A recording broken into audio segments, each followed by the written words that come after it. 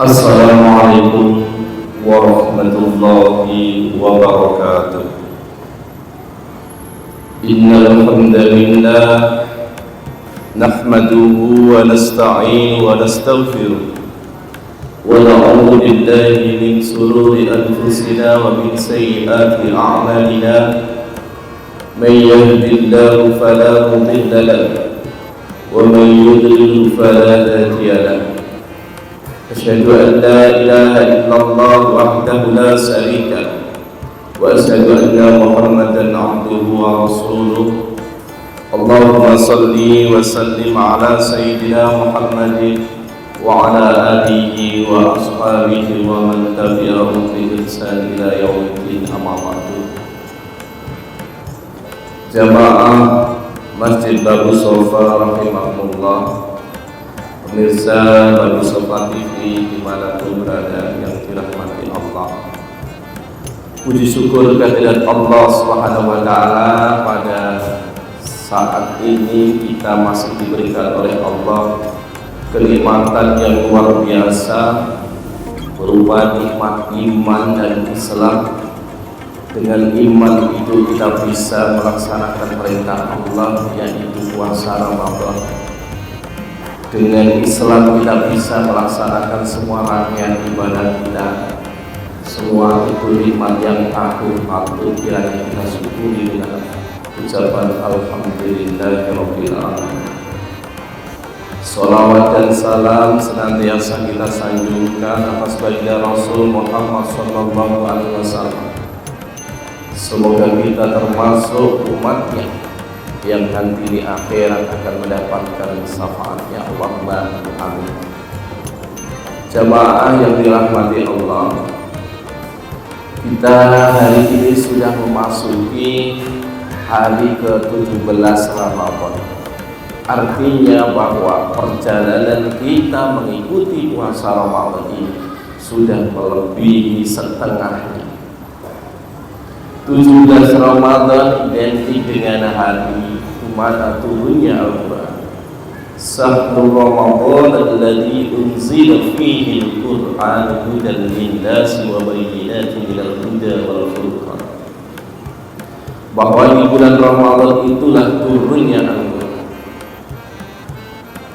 Al-Quran diturunkan hudan lin-nas sebagai petunjuk bagi manusia, wabayyinati dan sebagai penerang, petunjuk, dan minal huda wal furqan, yang bisa membedakan baik dan buruk, yang bisa membedakan halal dan haram, yang bisa membedakan hak dan yang batil.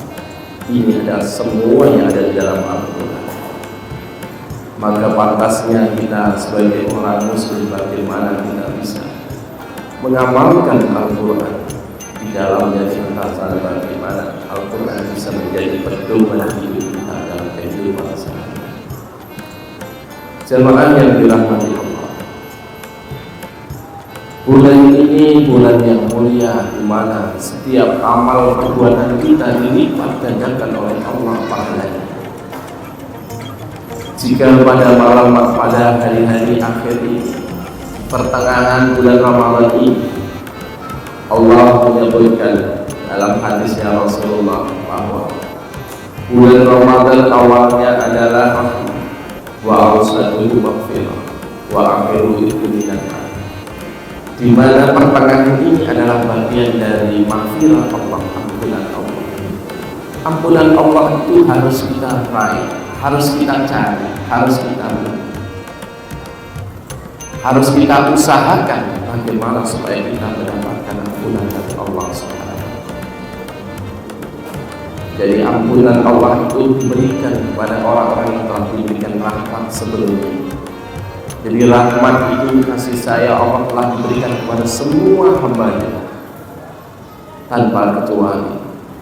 Khususnya bagi orang-orang yang puasa, rahmat itu diberikan kemudahan di dalam melaksanakan puasa. Selanjutnya kita melangkah tapak berikutnya, yaitu bagaimana kita mencari maghfirah Allah Subhanahu wa Ta'ala. Wasari'u ila maghfiratin min rabbikum wa jannatin arduha as-samawati wal ardu uiddat lil segeralah mencari ampunan Allah. Dengan ampunan Allah itu Allah menyiapkan surga yang luasnya berbumi dan langit, dan surga itu diberikan kepada orang-orang yang bertakwa. Ma'asyiral muslimin jamaah Masjid Darussafa rahimahullah. Ada sebuah kisah yang perlu kami sampaikan di sini. Seorang sahabat Rasulullah Sallallahu Alaihi Wasallam. Sahabat itu bernama sahabat Sa'ban. Beliau sahabat yang tidak begitu terkenal, yang tetapi sahabat itu aktif sekali sholat jamaah subuh. Sehingga satu hari Rasulullah hafal kalau sahabat Sa'ban itu selalu berada di pinggir pojok. Di pinggir pojok mepet itu paling pinggir diri, sehingga tempat itu selalu sahabat-sahabat yang menempati jamaah sholat subuh. Ketika suatu hari Rasulullah sholat jamaah, tempatnya Sa'ban ini masih kosong. Kemudian Rasulullah tanya, kita tunggu dulu sebentar, mungkin belum datang. Sampai akhirnya ditunggu agak lama, sahabat Sa'ban ini belum datang. Akhirnya Rasul, sudah cukup lama kita menunggu, nanti kalau kita tunggu sholat subuhnya akan habis waktu. Ya sudah, kalau begitu mari kita sholat subuh. Akhirnya Rasulullah SAW bersama jamaah melaksanakan sholat subuh. Sahabat tidak kelihatan. Selesai sholat subuh, Rasulullah bertanya kepada sahabat, "Wahai sahabat semua, adakah kalian tahu di mana Sa'ban?" Pada sahabat tidak tahu Rasulullah. "Apakah kalian ada yang tahu rumahnya di mana?" Maka di antara sahabat itu ada yang angkat tangan. "Saya tahu Rasulullah, rumahnya agak jauh dari sini." "Oke, kalau begitu antarkan setelah sholat subuh ini saya ke rumahnya."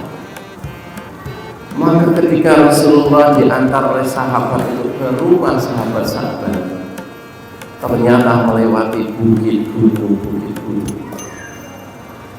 Mulai habis subuh nyampe ke sana waktu duha baru sampai rumahnya. Jadi dihitung-hitung perjalanannya 3 jam. Sampai itu rumahnya, betul sahabat, betul Rasulullah itu rumahnya. Mari kita ke sana. Akhirnya Rasulullah masuk ke rumah itu. "Assalamualaikum." "Waalaikumsalam." "Ya Allah ya Rasulullah." Ternyata Rasulullah disambut oleh istrinya sahabat Sa'ban. "Rasul jauh-jauh ke sini." "Iya, tadi saya itu melihat Sa'ban, kenapa hari ini tidak jamaah sholat subuh?" "Ya Allah ya Rasul, sahabat tadi pagi meninggal dunia. Inna lillahi wa inna ilaihi raji'un." Jadi sahabat Sa'ban tidak ikut jamaah itu karena meninggal dunia. Kemudian, tapi ini Rasul, ada sesuatu yang perlu saya tanyakan ya Rasul. "Apa yang kamu tanyakan wahai istri Sa'ban?" Begini, ketika Sa'ban itu sedang sakaratul maut, beliau itu berteriak-teriak, "Saya takut apa yang terjadi dengan suami saya ya Rasul." Teriaknya bagaimana Bu? Teriaknya, "Aduh, kenapa tidak jauh lagi?" Terus jangan, "Aduh, kenapa tidak yang baru? Aduh, kenapa tidak semuanya?" Jadi beliau meninggal itu dengan 3 kata-kata, "Aduh, saya takut ya Rasulullah, ada apa dengan suami saya?" Akhirnya Rasulullah Sallallahu Alaihi Wasallam dibukakan, turunlah ayat Al-Quran. Bismillahirrahmanirrahim. laqad kunta fi ghaflatin min hadha wa kasafna anka ghita'aka fa basaraka al-yawmal hadid. Sungguh kamu dahulu lalai tentang peristiwa ini, maka kami singkapkan tutup yang menutupi matamu, sehingga penglihatanmu pada hari ini sangat tajam. Kemudian Rasulullah SAW dikasih apa yang terjadi dengan Sa'ad. Apa yang terjadi ketika sakaratul maut yang terjadi kepada Sa'ad. Kenapa dia mengatakan, aduh kenapa tidak jauh, lebih jauh lagi. Ternyata ketika Sa'ban mau sakaratul maut, ditunjukkan oleh Allah matanya, ditunjukkan semua kebaikan, amal ganjaran. Ketika dia berjalan sholat subuh 3 jam sebelum sampai, itu begitu besarnya pahalanya, sehingga dia kenapa tidak lebih jauh lagi saya berjalan. Jadi pahalanya setiap langkah dia berjalan menuju masjid, itu ganjarannya begitu besar ditampakkan oleh ketika Sa'ban mau menang. Waduh, kenapa tidak jauh lagi? Berarti orang yang melangkah 3 kilo, 3 jam itu masih kurang jauh. Seandainya saya jalannya lebih jauh, tentu pahalanya akan semakin besar yang kita dapat. Itu yang ditunjukkan Sa'ban ketika mengatakan, aduh kenapa tidak jauh, tidak lebih jauh saya berjalan. Terus yang kedua, ketika Sa'ban ditanya, aduh kenapa tidak yang baru? Itu ceritanya ketika Sa'ban musim salju. Dia berangkat mau sholat subuh itu menggunakan 2 baju. Baju yang pertama itu baju yang baru dipakai. Baju yang kedua pakai baju yang kumpel. Digiring Joko kan kena salju, mesti kok kena debu, kena kotor. Lah akhirnya dia menuju tempat sholat jamaah pakai baju dua rangkapan. Ketika di perjalanan dia melihat ada orang yang merintih kedinginan, aduh dingin sekali, aduh dingin sekali. Nah, Sa'ban melepas bajunya yang kumel tadi yang diberikan kepada orang yang tidak berpakaian tadi yang kedinginan. Akhirnya orang itu selamat dari kedinginan, diajaklah bersama. Di situ ditampakkan pahalanya betapa besarnya dia memberi pakaian kepada orang yang kedinginan. Sehingga padahal yang diberikan pakaian itu adalah pakaian yang umum, yang umum. Dia akhirnya getun, aduh kenapa tidak yang baru? Kenapa yang tidak yang baru saya berikan? Seandainya yang baru yang kita berikan, tentu pahalanya akan lebih besar daripada ketika memberikan pakaian yang umum. Akhirnya terus yang ketiga itu, kenapa tidak semuanya? Kenapa tidak semuanya? Di suatu hari ternyata Sa'ban diperlihatkan ganjaran. Suatu hari Sa'ban itu sedang punya makanan cuma sepotong roti dan segelas susu. Ketika dengan menyelupkan susunya terus dimakan, tiba-tiba ada pengemis datang. Kasihannya aku Pak, kasihannya aku sudah 3 hari tidak makan. Akhirnya Sa'ban dipotong rotinya separuh.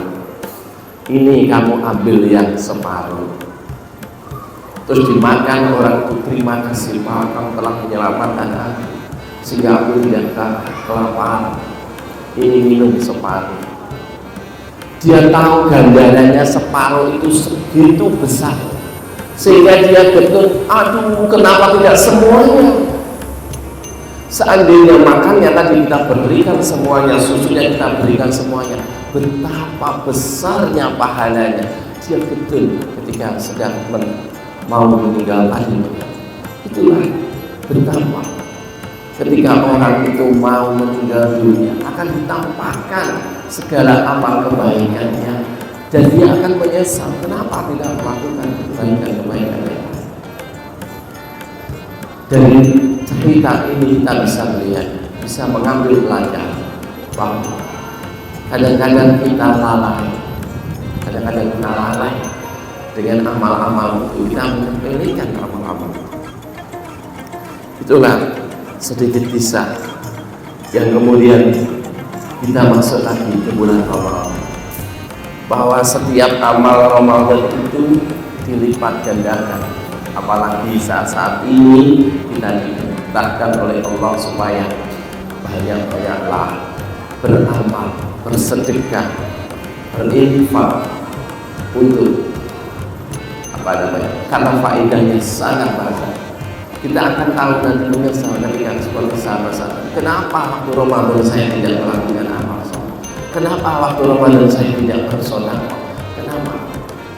Padahal dawai Allah Subhanahu wa taala, masalul ladzina yunfiquna amwalahum fi sabilillahi kamasalin حبت سبع سنابل في كل سنبلة 100 حبة والله يضاعف لمن يشاء والله واسع عليم. Di sini ada perumpamaan, masalul ladzina yunfiquna, perumpamaan orang yang menginfakkan hartanya fi sabilillah, di jalan Allah, kama salil habbatin ambatat sab'a sanabila fi kulli sumbulatin 100 habbah. Menginfakkan hartanya di jalan Allah seperti sebutir biji yang menumbuhkan 7 tangkai, dan dari 7 tangkai menumbuhkan 100 biji. Ibaratnya kalau kita nanam padi, 1 butir padi akan tumbuh 7 batang. 7 batang padi akan tumbuh 100 bulir-bulir padi. Inilah ibaratnya orang yang menginfakkan hartanya di jalan Allah. Apalagi di bulan Ramadan ini, kebaikan itu dilipat gandakan jadi 70 sampai 700 kali. Kalau sebutir biji kurma akan dilipatkan menjadi 10, 70 sampai 700 kebaikan. Maka ini akan tampak ketika bulan Ramadan, dan itu akan ditampakkan ketika orang-orang sudah mau meninggal dunia. Ini amal. Kenapa kita baru betul nanti setelah seperti sahabat yang telah kami ceritakan. Ma'asyiral muslimin jamaah Abu Sofa rahimahullah. Rasulullah sallallahu alaihi wasallam adalah sosok yang paling dermawan. Tetapi Rasulullah sallallahu alaihi wasallam itu tampak lebih dermawan lagi ketika di bulan Ramadan. Karena Rasulullah sallallahu alaihi wasallam aswadan nas wa kana aswada ma yakunu fi Ramadan. Artinya Rasulullah adalah orang yang paling murah hati, orang yang paling dermawan. Ia semakin murah hati di bulan Ramadan. Hadis Bukhari Muslim. Hadis ini pasti sahih. Di situ kita diajarkan Rasulullah betapa murah hatinya ketika bulan Ramadan. Untuk itu para sahabat, mumpung kita ada kesempatan bersedekah sekuat, berinfak semampunya. Infak itu tidak harus ada. Dengan tenaga kita bisa menginfakkan tenaga kita. Dengan pikiran kita tidak curahkan, memberikan kepada orang yang membutuhkan nasihat. Jadi infakkan harta kita tidak harus dengan uang, tetapi apa yang kita mampu kita berikan kepada orang lain, itu juga termasuk infak. Jika itu bermanfaat, maka pahalanya juga akan dilipat gandakan oleh Allah Subhanahu wa taala. Ma'asyiral muslimin jamaah yang dirahmati Allah. Khudh min amwalihim shadaqatan tutahhiruhum wa tuzakkihi. Ambillah harta sedekah untuk membersihkan jiwa kita. Di akhir Ramadan itu kita diperintahkan oleh Allah untuk membayar zakat. Zakat itu adalah untuk membersihkan jiwa kita. Ibaratnya zakat itu adalah untuk membersihkan apa yang telah kita makan. Manusia itu setiap hari kita makan pakai beras, tentunya kalau orang Indonesia karena makanan pokoknya adalah beras, maka disyariatkan supaya zakat fitrah itu juga dengan beras. Untuk apa itu? Kalau kita ingat, kita makan setiap hari beras.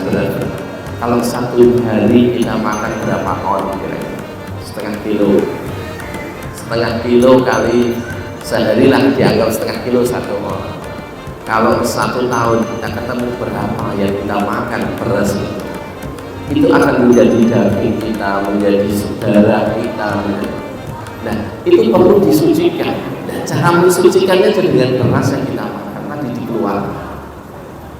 Nah, jadi jika kita berpuasa sebulan kemudian tidak mengeluarkan zakat, sama dengan kita menggantung amal puasa kita. Jadi jika sebulan kita puasa tetapi belum disempurnakan dengan puasa zakat, maka puasa kita belum diterima, masih digantungkan.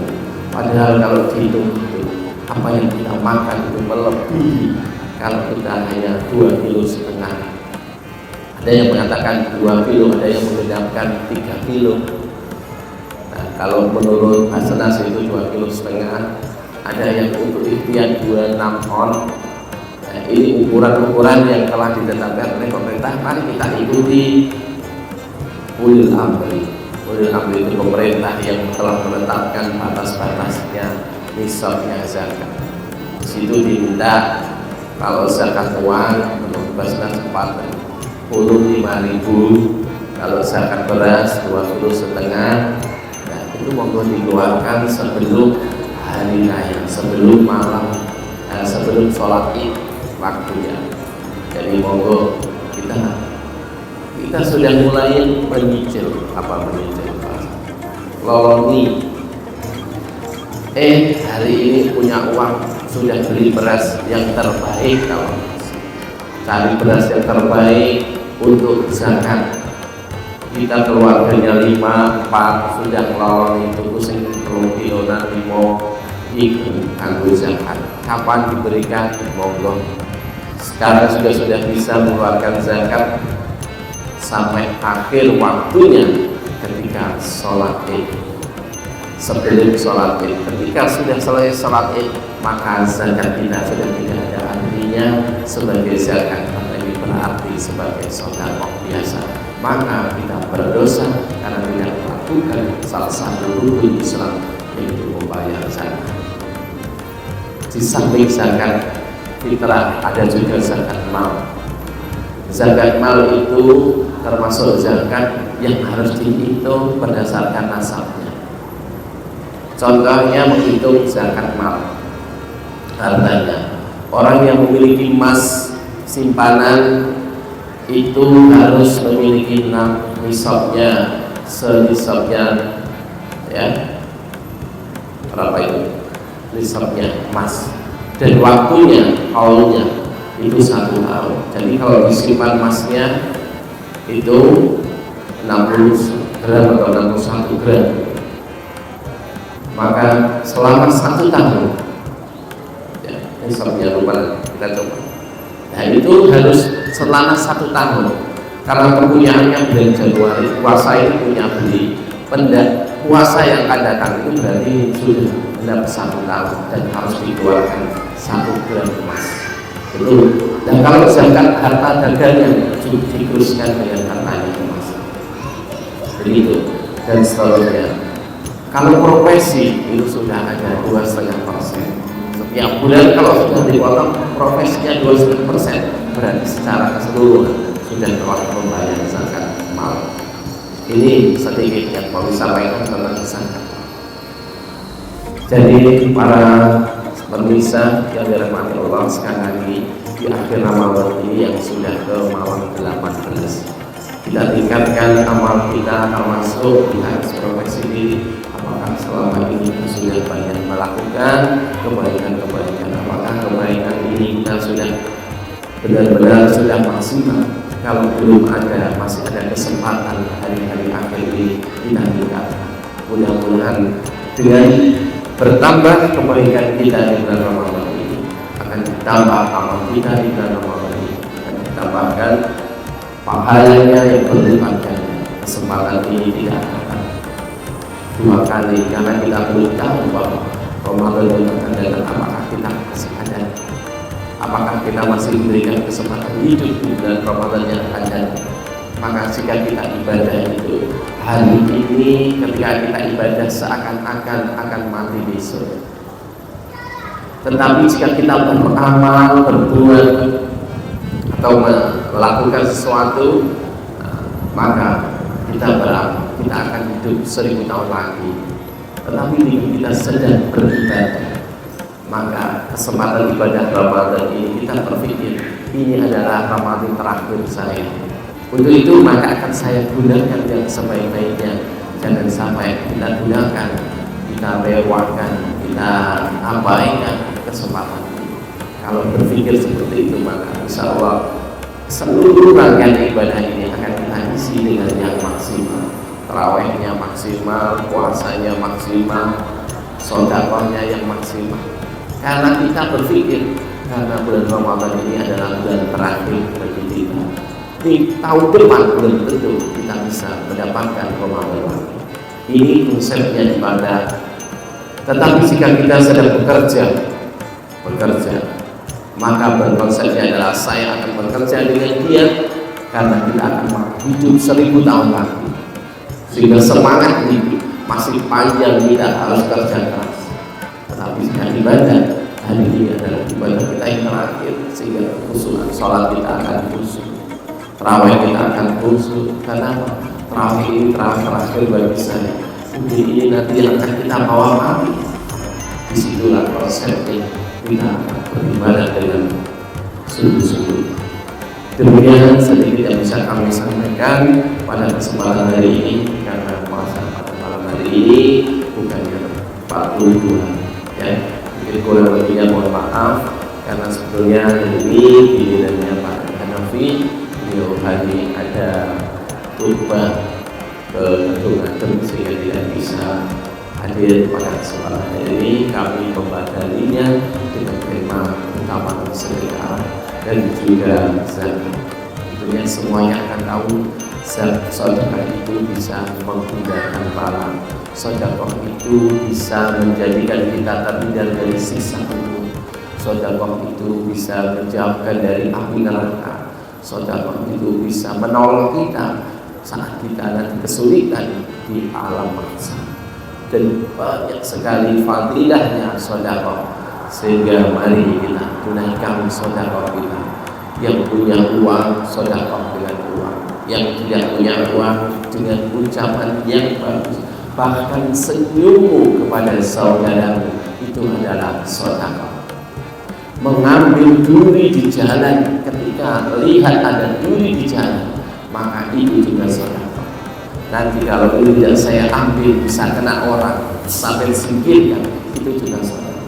Jadi sedekah itu semua perilaku yang baik yang bisa lakukan, bisa manfaati orang lain, itu namanya sedekah. Ya, jadi sedekah itu apa namanya? Sedekah itu pengertiannya sangat luas sekali. Jadi hanya kalau diajak sedekah itu harus nasi, harus makanan, harus uang, tidak. Semua apa yang bisa kita lakukan, apa yang bisa kita berikan kepada orang lain dan itu bermanfaat, maka itu nilainya sedekah. Senyum kepada orang lain itu juga sedekah. Jadi sedekah itu banyak sekali dan fadilahnya juga luar biasa, termasuk bisa memberikan pertolongan kita nanti di kuburan. Sopo sedekah iki aku sedekah. Ketika mau datang malaikat mungkar dan makin menghalangi, jo malaikat iki ngono, sopo sampean kok iso nolongi aku ngono sedekah pas waktu Ramadan kae sampai keimanan wong mesum. teko meneh ning wayahe akhirat, wayahe panas-panase di mangdal mahsyar, teko meneh ya apa kuwi dikumpul sedekahmu waktu Ramadan. Jadi ayub-ayube sing sampean kei wong ngombe pas waktu Ramadan sampe kei banyu teko wayahe kono ngelak panas teko sedekah sampean ning wayahe Ramadan. Untuk itu marilah kita gunakan kesempatan yang luar biasa ini untuk meningkatkan ibadah atau amal dan melakukan kebajikan kepada semua orang. Mudah-mudahan dengan begitu amal kita bisa bertambah berlipat ganda di bulan Ramadan. Demikian, kurang lebihnya mohon maaf. Akhirul kalam, wafaqallahu li wa yuhibbu wa yarda. Wassalamualaikum warahmatullahi wabarakatuh. Terus gak apa-apa,